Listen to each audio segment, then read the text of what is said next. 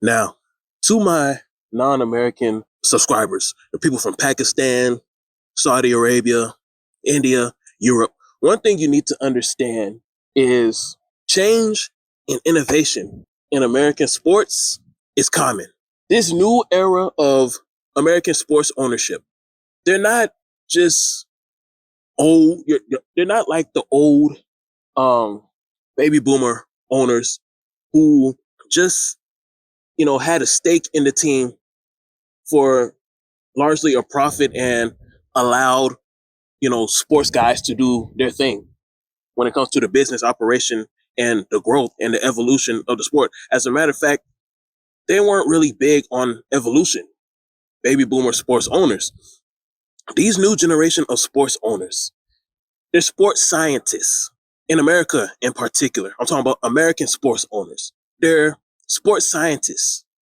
So they're always looking for ways to change the game because it's an experiment for them. They want to see what works and what doesn't work. Even if something is not broken and it doesn't need to be fixed, they will still continue to find ways to tweak things. So when I see the MLS, the report from the Athletic reported that the MLS is considering a World Cup style playoff, I have no emotion in regards to it. I don't dislike it and I don't like it. I mean, I don't have a love or hate for it. I'm just continuing to be on the fence, continuing to be a spectator and to see how this works out. And as a matter of fact, now that the report by the Athletic, by the way, I just want to put this out there real quick. Whenever the Athletic reports something about MLS, you should read it. Whenever the Athletic, the New York Times, the New York Post, or Bleacher Report, or Washington Post, whenever those 5 journalists, outlets, reports on MLS, you should read it. Athletic, New York Times, New York Post, Washington Post, and Bleacher Report. Whenever one of those 5 journalists, outlet, or media outlets report something on the MLS, you should read it. And I'm just going to put that out there. So when the Athletic reported last night, Sam Stejkow, the Adrian Wojnarowski of MLS, when they reported it, I had no emotion in regards to it. It's intriguing. And I started reading the article. And after I read the article, there's 2 major things that stood out the most to me. Number 1, the regular season is going to be shortened from 34 games to 25. And that's a good thing because I have been saying throughout this whole summer, the MLS regular season is way too long. 34 weeks is too long. And there are many times throughout an MLS season where it's just dull. It's just a lot of dull moments. And there's a couple weeks where I personally don't want to watch MLS because it's just the regular season is just long, stretched out and dull. And you have a lot of teams that are not playing hard during the course of the regular season. And they want to wait until the end of the season to start playing hard. And this is largely due to the other tournaments that take place during MLS season. Your CCL, your US Open Cup. Then you got international breaks. And now you got the Leagues Cup that's added to the list of tournaments. You also got Campeones Cup. Then you got different friendlies that take place, the European preseason friendlies that take place. So there's a lot of events and tournaments that take place during the course of the MLS regular season that largely devalues the MLS regular season to a certain extent. So that's why I believe that MLS regular season should not be long.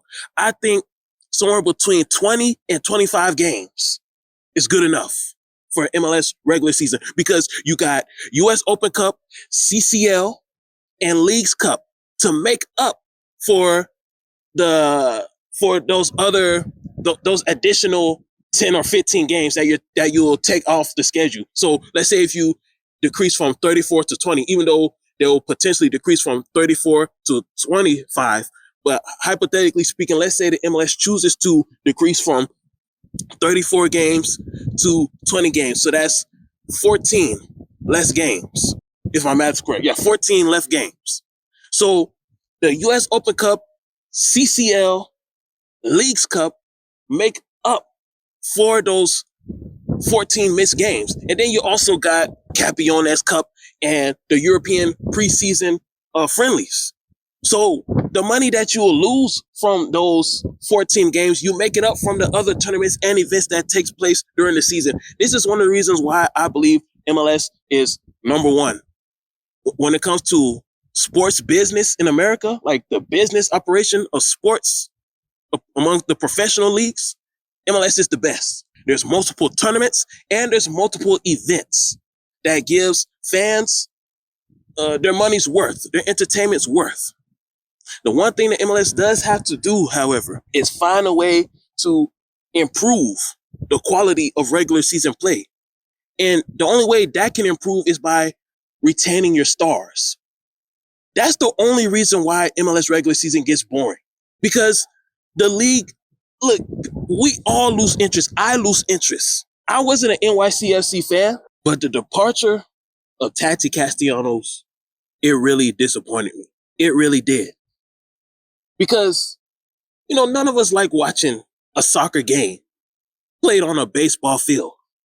But the fact that you had a good, athletic, aggressive, skillful player to watch, that would made people want to watch NYCFC at Yankee Stadium. That would made people want to watch NYCFC at the Met Stadium because of the star, Tati Castellanos. And speaking of MLS departing the stars, here is the second portion. The second thing that stood out to me with this potential new World Cup style MLS playoffs. This will enable MLS to retain their stars. Think about it. Besides money, what is the number one reason why players are told to leave MLS? It's because they're told that if they go to Europe, they will have a better chance of playing for their national team in the World Cup. But guess what? If MLS goes with the World Cup style playoff, they can't use that as an excuse anymore. Because with the World Cup style MLS playoffs, players will have an opportunity to train for the World Cup year round. Why? Because they're in a league that has a World Cup style system. So players playing in the MLS, they'll be able to train for the World Cup year round. So they won't have to leave the MLS to go play for another league that doesn't even implement a World Cup style system in order to make the national team. As a result of that, guys will be able to get scouted by their World Cup team as they're playing in the MLS. They won't have to go to Serie A or Premier League or Bundesliga or Liga MX just to get the attention of the Argentina coach. One of the reasons why Tati Castellanos told reporters that he had to leave MLS was because the Argentina coach told him that playing in Europe was the only way that he was going to get a chance to play for the Argentina team. But this was the same Argentina coach. After Tati Castellanos left MLS to go play in Spain, he went after an MLS player in Atlanta. So I'm thinking, but wait a minute. You told one MLS player that the only way for him to get a shot to play on your team is if he goes to Europe. The guy goes to Europe, and then once he goes to Europe, you turn around and recruit a guy from the same league. And that don't make any sense. How you tell one player that in order for you to play on my team, you got to go to Europe and play for some team in Europe. That player do what you tell him to do, and you go after another player in that same league. But that player that you told to go to Europe, you're not even He's not even playing on your team.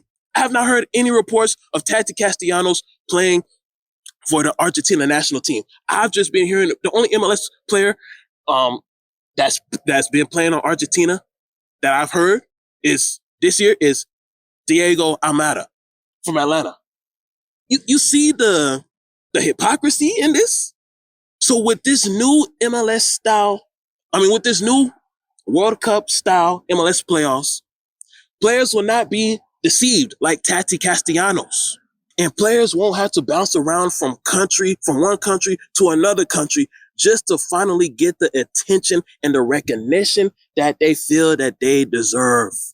This is why during the Tati Castellanos departure, in one of my monologue chapters, I was telling MLS players or just aspiring soccer players in America, don't allow any coach or person to deceive you into thinking that you're not good enough to play for their team just because you don't play in a particular league. Because the Argentina coach told Tati Castellanos to go play in Europe. He went to go play in Europe, and he's still not on the Argentina team. That same Argentina coach went behind Tati Castellanos' back and recruited another MLS player. A player from the league that he told Tati Castellanos that he can't play in order for him to play in Argentina. But with this new MLS style, I keep on saying MLS style, sorry. With this new World Cup style MLS playoff, players won't have to deal with that kind of BS anymore. Players won't have to deal with that kind of stress anymore. And then you also won't have a situation like in Atlanta, where players are just trying to build their stats up so they can hurry up and leave MLS to go play in Europe and to finally get recognition for their World Cup team. With this World Cup style MLS playoff, they will immediately get World Cup recognition while they're in the MLS. So the MLS will no longer be a place where people just train and mature and then go to Europe. Players will be able to come to the MLS, train in the MLS, develop in the MLS, mature in the MLS, be a professional in the MLS, have a long-lasting career in the MLS, and the MLS will not lose their stars. That's the biggest take I got out of this. The MLS will be able to retain its stars, because the main reason why MLS is losing its stars is because the perception is the MLS doesn't prepare players for the World Cup. But with this World Cup style MLS playoffs, players will now be training for the World Cup year round because they're playing in a league that has a World Cup style system that takes place every season. So MLS, it looks like you're finding a solution to retain your stars, because the main reason why you lose a lot of your stars is because World Cup teams say that your system is not conducive enough for them. That's not going to be the case anymore. And so let me I'm about to be past my 15 minutes if I am not past it already. So people are saying they like the current format, the single elimination. Guys, listen, this is not about you. And the knockouts, the single elimination is going to return in the second round. The group stage format is going to be in the first round, where teams play each other multiple times in the first round. That's just going to be in the first round. After the first round, the knockout stage, that's when single elimination will come back. So single elimination is not going anywhere. Single elimination is still going to be part of the playoffs. After the first round, after the group stage, single elimination will take place. So what are you people complaining about? That just let me know a lot of y'all are not reading. You're just going based on what you see your European fanboy friends are saying. That's all you got to read. In the first round, the group stage, that's when teams play each other multiple times. After the group stage, when they go into the knockout stage, that's when single elimination will come back. So single elimination is not going anywhere.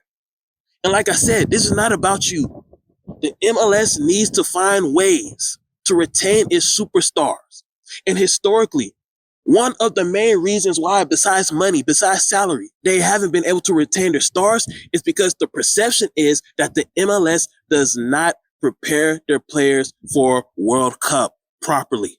With this World Cup style playoff, the MLS is fixing an issue. And as a result of that, Players will not just come to the MLS just to develop and get noticed by European players and just leave.